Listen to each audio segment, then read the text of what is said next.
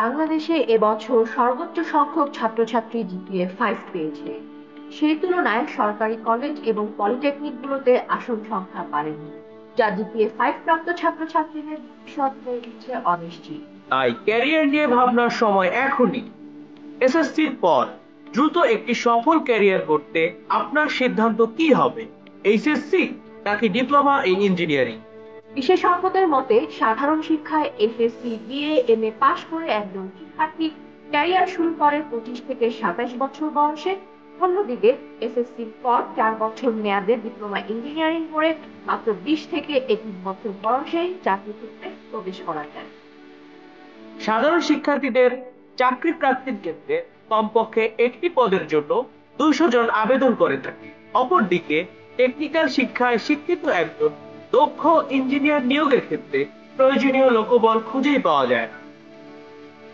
একটি উন্নয়নশীল দেশ হিসাবে বাংলাদেশে বর্তমানে 5-10 বছর মেয়াদী বেশ কয়েকটি মেগা প্রজেক্টের কাজ চলমান, যেখানে প্রচুর দক্ষ ইঞ্জিনিয়ার দরকার। কিন্তু প্রয়োজনীয় সংখ্যক দক্ষ ইঞ্জিনিয়ার না পাওয়ায় বিশাল সংখ্যক বিদেশি ইঞ্জিনিয়াররা এই সকল মেগা প্রজেক্টে কাজ করছে।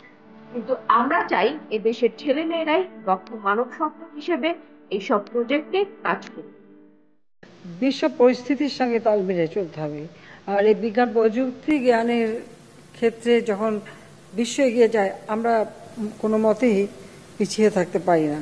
একই সঙ্গে আমরা আমাদের কারিগরি শিক্ষার উপরে ব্যাপকভাবে জোর দিচ্ছি। আমরা আমাদের কারিগরি শিক্ষার পুরো বিস্তার একটা সারা দেশে ঘটাচ্ছি। তাহলে বোঝা যাচ্ছে চাকরি পেতে ভালো মানের একটি ডিপ্লোমা ইঞ্জিনিয়ারিং ডিগ্রি যথেষ্ট। আর এই ডিগ্রির খোঁজে আপনাকে একবার হলেও ঘুরে যেতে হবে ইউআইএসটি এর সুবিশাল গ্রিন ক্যাম্পাস।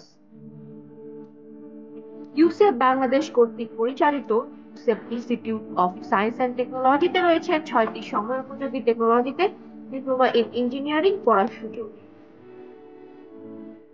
বীরপুরে অবস্থিত ইউআইএসটির ক্যাম্পাসটি এখনই ভিজিট করুন এবং আপনার সন্তানের সফলতা নিশ্চিত করুন।